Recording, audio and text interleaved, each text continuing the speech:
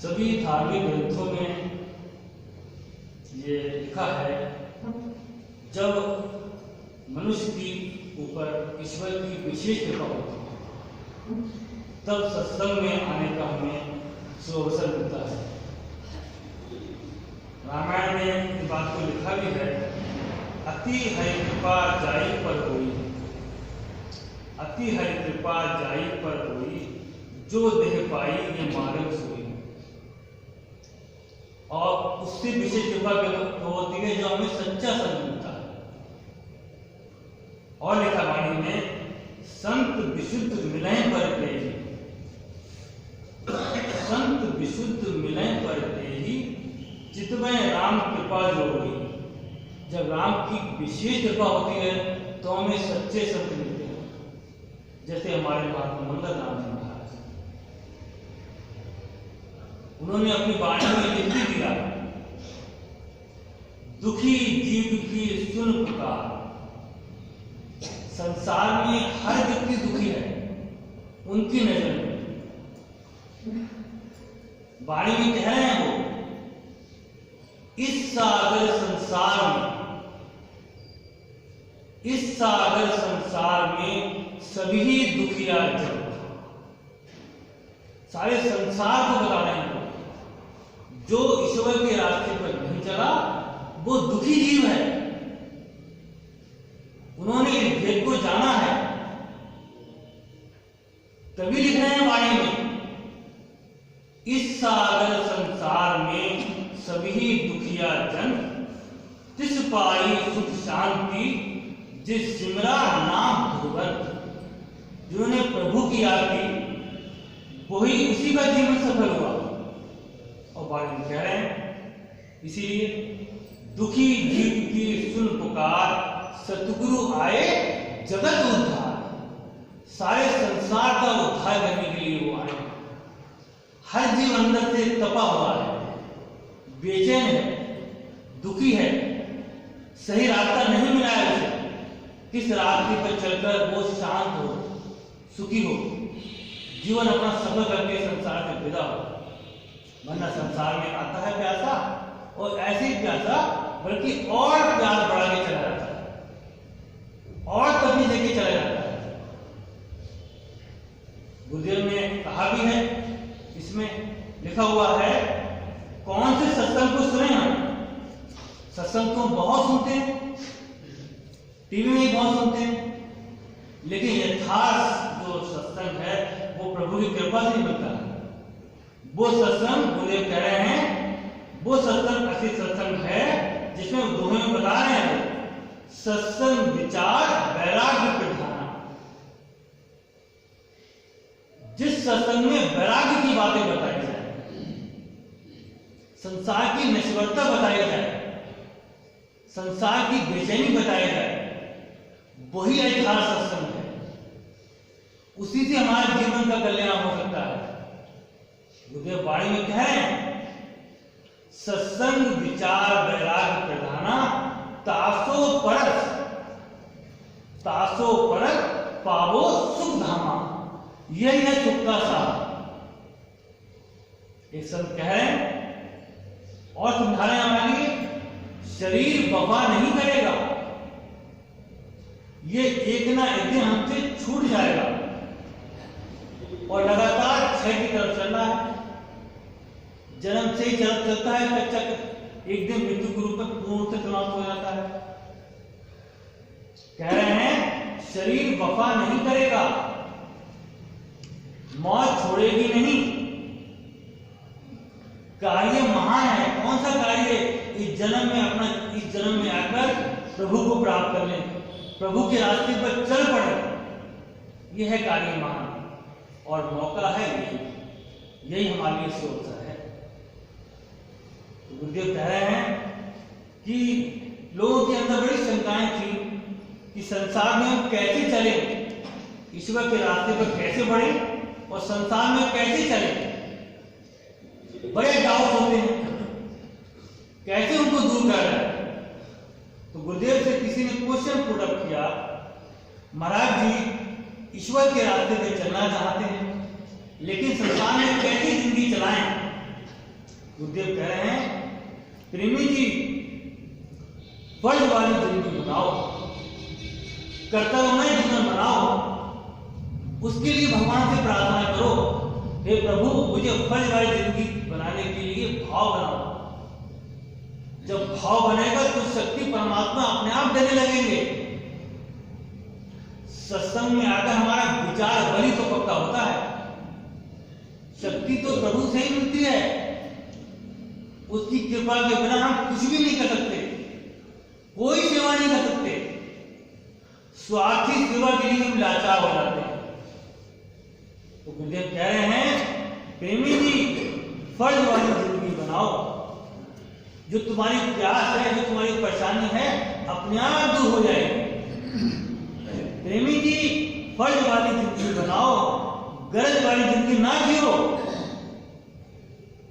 स्वार्थ से मन डूबता, जितनी भी हमारे स्वार्थ के प्रोग्राम है हमारे मन को बेचैन करते हैं। कह रहे हैं गुरुदेव स्वार्थ से मन डूबता पर मानस दे निष्ठा। जब हम बुद्धियों की सेवा करते हैं, संसार की सेवा करते हैं, तो हम इस संसार की बेचैनी को दूर कर देते हैं। स्वार्थ से मन डूबता पर मार्ग दे निष्ठा, मंगत कहे विचार के, ये विचार अपना पक्का कर लो। मंगत कहे विचार के नित धारो परोपकार। हर समय तुम्हारे अंदर से दूसरे का दुख निवारण करने का भाव हो, किसी भी रूप में। यह है जिंदगी। केवल विचार अगर पक्का हो, उधर प्रभु की कृपा तो बरस रहे हैं। जैसे रहीम कभी काम भाव का दुआ सुनते हैं। रहीम कभी बड़े दानी थे और दान भी करते थे बड़े निर्माण होके। कोई व्यक्ति उसे दो बार ले जाता था। तो किसी ने कहा रहीम दान जी आप तो बड़े दानी हैं, लोग दो बार 3 बार आ जाते हैं और आप बड़े निर्माण होकर दान करते हैं। तो रहीम कभी एक ही बात कहें, देन वाल कोई और है, देन वाल कोई और है, जो देख दिवस और है, रात और दिन वगैरह है। लोग भरम मोह करें तासे नीचे में, इसलिए मुझे शर्म आती है, मेरे लेखा जो नीचे हो जाती है। यही गुरुदेव कह रहे हैं तुम्हारा विचार बल पक्का हो, तुम्हारे अंदर सद्भाव पक्के होते रहें, उधर कृपा अपने आप बढ़ते लगे। ये है गुरुदेव की बात। और कह रहे हैं महाराज जी फर्ज वाली जिंदगी किसे कहते हैं? गुरुदेव कह रहे हैं प्रेमी शरीर और शरीर के सुखों को, शरीर और शरीर के सुखों को प्राप्त करके सुख भोगने की लालसा लेकर जो जिंदगी बिताता है वो गर्ज वाली जाता है। शरीर और शरीर के सुखों को प्राप्त करके सुख भोगने की लालसा लेकर जो जिंदगी बिताता है वो गर्ज वाली जाता है।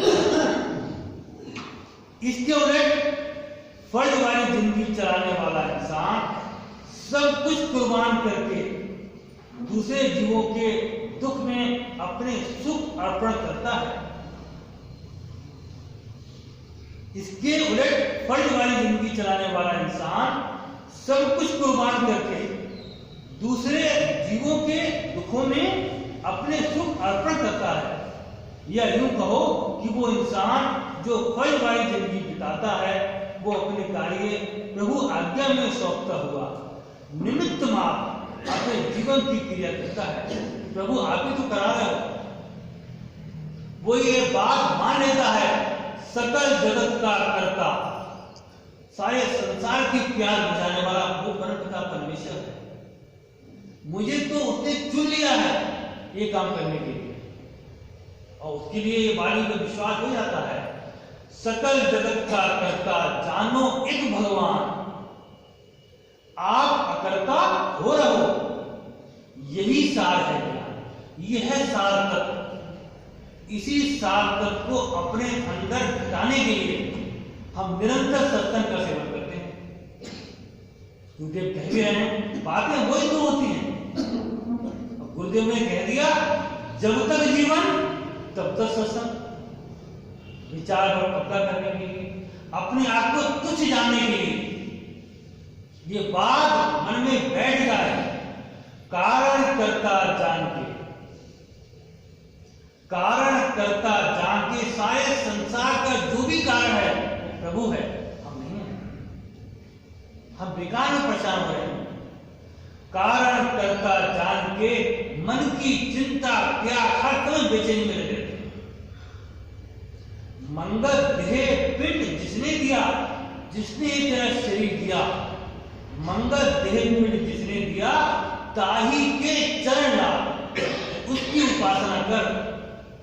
उसकी उपासना करने के लिए अपने जीवन का प्रोग्राम बना, फर्ज वाले जीवन बना, स्वार्थ वाले जीवन को कम कर, परमात्मा के रास्ते पर चल पड़। उधर से प्रभु की शक्ति अपने आप तेरी मदद करते रहे। कह रहे हैं गुरुदेव। फिर किसी ने पूछा, महाराज जी आध्यात्मिक जीवन को थोड़े से शब्दों में बयान कर दीजिए।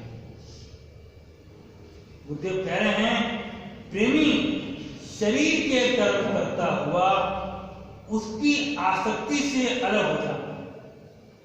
जो भी सुख दुख है वो प्रभु आज्ञा में देख, अटैच मत हो।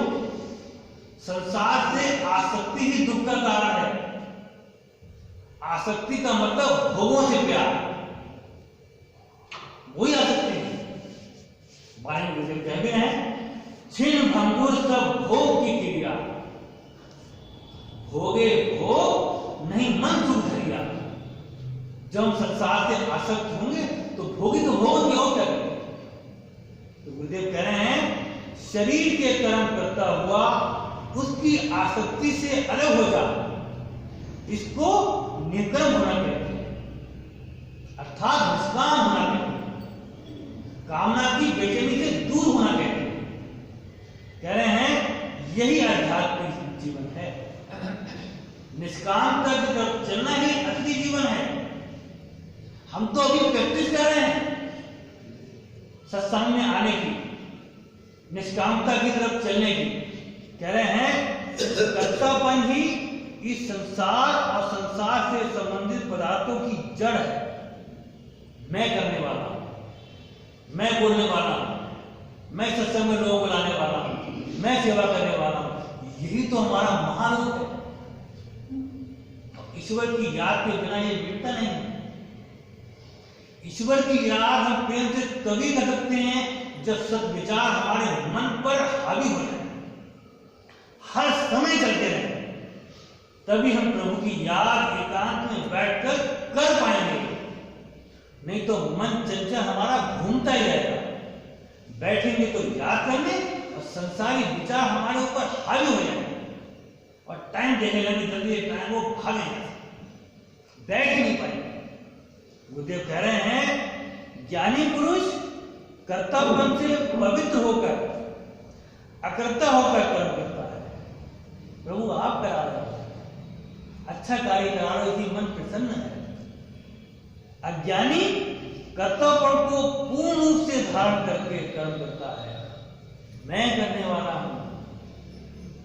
गुरुदेव जब कृपा करते हैं तभी मैं को तोड़ते हैं। इसीलिए उन्हें कहा गया है प्रभु ग्रह प्राणी है। जब ग्रह टूटता है कितने बेचैनी होती है। वो तो इसको लोग समझ ही नहीं रहा है। कह रहे हैं गुरुदेव यही फर्क ज्ञानी और अज्ञानी का है। ज्ञानी व्यक्ति समझता है प्रभु आप करने वाले हो, और ज्ञानी समझता है मैं करने वाला हूं, इसीलिए बेचैन रहता है। कह रहे हैं गुरुदेव सत्पुरुष या ज्ञानी पुरुष जो भी कर्म करता है वो आसक्ति रहित होकर अपना फल जानकर करता है। और मूर्ख यानी कि अज्ञानी संसारी पुरुष हर काम स्वार्थ भाव को लेकर अपनी गरज को मुख्य रूप से सामने रखकर करता है। और किसी ने क्वेश्चन प्रकट किया, महाराज जी आप कहते हैं संसार में गुजरान वाला प्रोग्राम बनाए, ये समझ में नहीं आ रहा है गुजरान वाला प्रोग्राम है क्या। गुरुदेव कह रहे हैं हाँ प्रेमी, ये बड़ा जरूरी मसला है। गुजरान वाले प्रोग्राम को गौर से समझ लो, बड़े ध्यानपूर्वक इसका सेवन करो। यानी जो प्रोग्राम अपना बनाओ वो जीवन रक्षा की खातिर कितनी ऊंची बात कहती है, कितना चिंतन और मनन करना पड़ेगा। कह रहे हैं जो भी प्रोग्राम बनाओ वो जीवन रक्षा की खातिर और गैर जरूरी इच्छाओं को त्याग करके, तो हमारा प्रोग्राम जो है और इच्छा बढ़ जाएगा। इच्छा क्रिएट करने के लिए हम काम करते हैं। कह रहे हैं गैर जरूरी इच्छाओं को त्याग करके कम खर्च में चलने वाला हो, तभी तो हम दूसरे की मदद कर पाएंगे। अपनी इच्छाओं को समेट कर जो पैसा मिलेगा उससे दुखियों की मदद कर पाएंगे। अपने प्रोग्राम को छोटा करके ज्ञान भी बांट देंगे, गुरु की बात भी किसी को बता देंगे। वरना हम तो संसारिक किताबें इतनी पढ़ लेते हैं और पैसा कमाने की किताबें होती हैं, उसी में लगे रहते हैं। कह रहे हैं अगर प्रारब्धवश ज्यादा धन या माया प्राप्त हो जावे, कितनी ऊंची बात है। हम माया को प्राप्त करने के लिए अपने घंटे लगाते हैं। वो क्या कह रहे हैं, यदि पूर्व जन्म के संस्कारों के तहत प्रारब्धवश ज्यादा धन या माया प्राप्त हो जावे तो उसे सत्कर्मों में खर्च करो निष्काम रूप से और दीन दुखी अनाथों में बांटो। कह रहे हैं गुरुदेव अपनी पवित्र कमाई का 10% दान करो। यदि ज्यादा पैसा होए तो 20% का दान करो। हम लोग सब लोग अपना आकलन कर लें कहां कहां पे खड़े हैं और हमें सत्संग के विचार की कितनी आवश्यकता है, उनके वचनों पे मर मिटने के लिए, उनकी वाणी को अपने अंतर में बैठाने के लिए। कह रहे हैं ये प्रोग्राम बड़ी कोशिश करके निश्चल रहते हुए पालन करना चाहिए, कड़ाई से पालन करना चाहिए। अगर नहीं कर पाए तो सत्संग में विचार और पैदा करें और चिंतन मनन करें, एकांत में बैठे चिंतन करें कहां वहां पर कमियां हैं, कैसे हम दूर करें। इसमें दलील से काम ना लें, कोई बहसबाजी ना करें। लिखा है अक्षरशः सत्य है, बल्कि हर समय अपने बनाए हुए प्रोग्राम के अनुकूल चलें। और क्या कह रहे हैं, माया तो सबकी महागुरु है, माया महाठगनी हम जानी, ये बड़ी ठग है, हम सबको निरंतर ठग रही है। और जो व्यक्ति ठगा जाता है वो क्या सुखी होता है, दुखी तो होता है। कह रहे हैं माया तो सबकी महागुरु है जो हर वक्त सबको सचेत भी करती रहती है, मगर कोई बिरला ही इस भेद को समझ सकता है और पतित कर्मों की चोट खाकर बेहोश हो जाता है, समझ आता है मुझे क्या करना चाहिए, क्या छोड़ना चाहिए, किसको प्राप्त करके मेरे जीवन में सुख आएगा, किसको छोड़ के मेरे जीवन, किसको प्राप्त करके मेरे जीवन हमेशा हमेशा के लिए परेशान रहेगा। वरना लोग ज्यादातर मदहोश ही रहते हैं। और किसी ने क्वेश्चन किया, महाराज जी माया के स्वरूप को कैसे ठीक प्रकार से समझा जा सकता है। कह रहे हैं परमात्मा को जानने से ही माया के हर पहलू को असली बोध प्राप्त हो सकता है। हम सोचते हैं पहले माया प्राप्त करते हैं तब ईश्वर की तरफ चलेंगे। वो कह रहे हैं ईश्वर की तरफ चलो, माया का भेद समझ में आने लगेगा, ये कैसे शनि ठग रही है। यही परमात्मा के रास्ते पे नहीं चले तो बुद्धि के किवाड़ खुलेंगे, समझ में नहीं आएगा माया कैसे ठगती है। गुरुदेव कह रहे हैं परमात्मा को जानने से ही माया के हर पहलू का, हर एंगल का हमें बोध हो जाता है, असली बोध हो जाता है। इस वास्ते परमात्मा को पहले जानने की कोशिश करो, पहले ईश्वर के रास्ते पे चलो। कह रहे हैं तो मायापति की कृपा से स्ट्राइकिंग पॉइंट है। उसकी कृपा से माया का बोध अपने आप सामने आ जाएगा। कैसे ठग रही है, कैसे बेचैन कर रही है। माया छाया एक सी बिरला जाने कोई। हम लोग बिरले बन जाएं, इसकी नश्वरता को तभी समझ में आने लगेगा। कह रहे हैं मगर अगर पहले माया को जानने की कोशिश करोगे तो क्या करोगे, एटम बम बनाओगे जो अशांति एवं नाश का स्वरूप है। अगर शांति चाहते हो तो ईश्वर की खोज करो, उसके लिए समय दो, उसके लिए प्रोग्राम बनाओ, नहीं तो माया के चक्कर से छूटना मुश्किल है। और मुझे से किसी ने पूछा, महाराज जी जीवन, नित्य का जीवन, दैनिक जीवन कैसे चलाएं ताकि हमारा जीवन सही रास्ते में चल पाए, आध्यात्मिक प्रगति हमारी वास्तव में होने लगे, मन शांति को प्राप्त करने लगे। कैसे प्रोग्राम बनाए? वो तो सादा बता रहे हैं। कह रहे हैं इस जीवन का यही लाभ है कि जब तक तू जीवित है उस परमेश्वर की शरण, प्रभु की शरणागत हो, तेरी विपद करे निवार। मंगल दीन दयाल प्रभु नित्य ही कृपा धार। कह रहे हैं एकमात्र उसी से प्रेम कर, उसी के वास्ते जी, उसी के लिए काम कर। कोई भी काम कर, स्वार्थी काम भी बड़े पवित्र भाव से कर, ये थीम रखते हुए कि प्रभु आपका सिमरन करूंगा मैं, इसलिए स्वार्थी कार्य बड़ी पवित्रता से कर रहा हूं, आपकी शक्ति से। मेरे अंदर तो केवल भाव भरा है, उसी में तुम्हारी बुद्धि रमण करे, इसके अतिरिक्त और कुछ नहीं है। प्रेमी यदि खाना खाओ तो स्वाद के वास्ते नहीं, बल्कि शरीर रक्षा के लिए ग्रहण करो। ऐसी खुराक लो जो शीघ्र पच जावे और उसका बल अधिक समय तक रहे। बस ऐसे पहनो जो सर्दी गर्मी से बचने के वास्ते काफी हो। एक ही बात में बार बार चिंतन करना है। तेरी शक्ल जो कुदरत कामना ने बना दी है ऐसी ही रहेगी, कपड़ों से तेरी शक्ल नहीं बनेगी। थोड़े पैसे कपड़ों में लगाकर कम खर्च करो, सादे वस्त्र पहनने से मत हिचको। पहनावा ऐसा करे जो होवे देश की चाल। ऐसा नहीं है हम ऐसे कपड़े पहने जो हम अलग एक लाखों की स्टाफ हो जाए।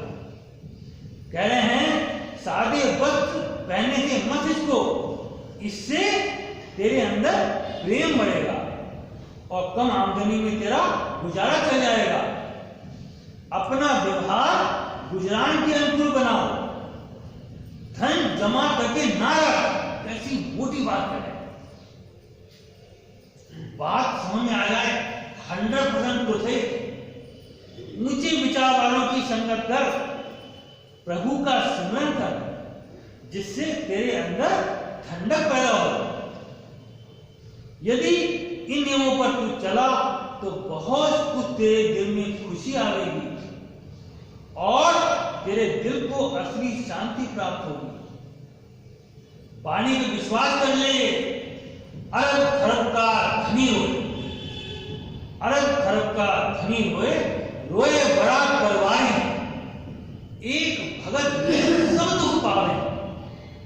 देखो ज्ञान विचारेगी, ज्ञान पर बार बार विचार करके देख लेना।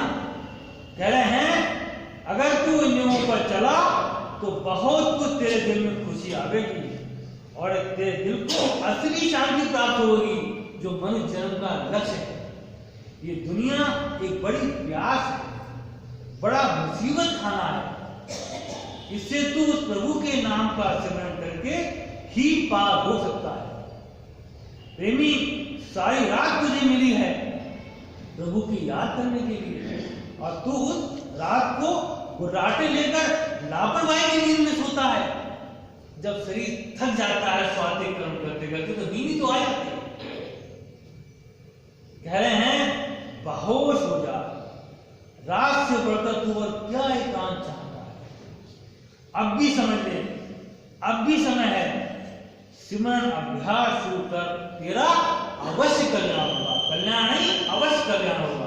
तो प्रभु से ये प्रार्थना है कि ऐसे अमृत जो वचन होते हैं ये हमारे जीवन में हर पल घटते रहे और अपना जीवन दुर्लभ करें, सफल करें। ओम ब्रह्म सत्य सेवा पूजनीय प्रणा शिवरात्रि की प्रार्थना है।